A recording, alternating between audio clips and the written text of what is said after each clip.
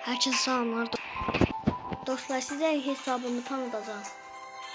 O gün size hesabı tanıdım. Onlar geldiğine göre çok sevindim. İndi ise sizlerden 30 like, 30 abone gözləyirəm. Dostlar, gördüğünüz kimi 41. seviyeye 247 like'ım var. Size ineceğim koleksiyondan göstereyim silahlarımı.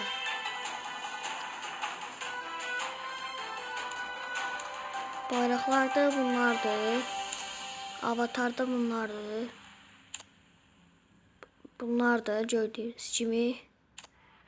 Çantada bunlardır. Paraşüt 3 dənədir. Kaykayımızı silahlar göstərir.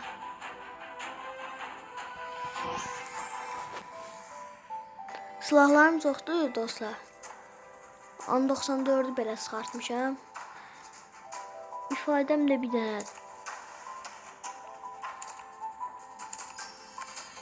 Gördüğünüz gibi bir tane panterim var.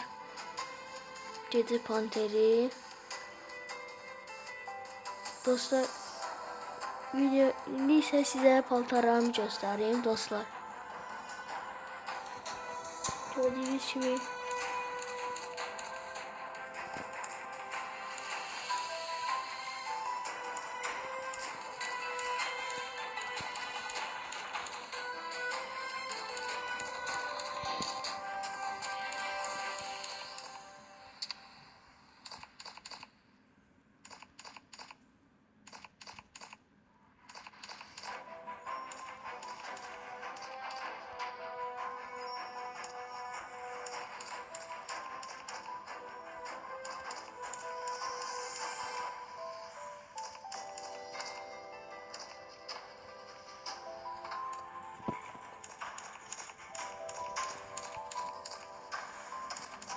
gördüğünüz gibi paltarlarım belə değil.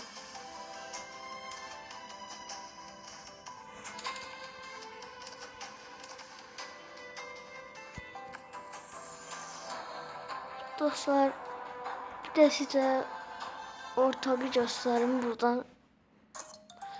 Bir tane panterdi. Hesabımı size tanıttım. Sağ olun, salamat qalın dostlar.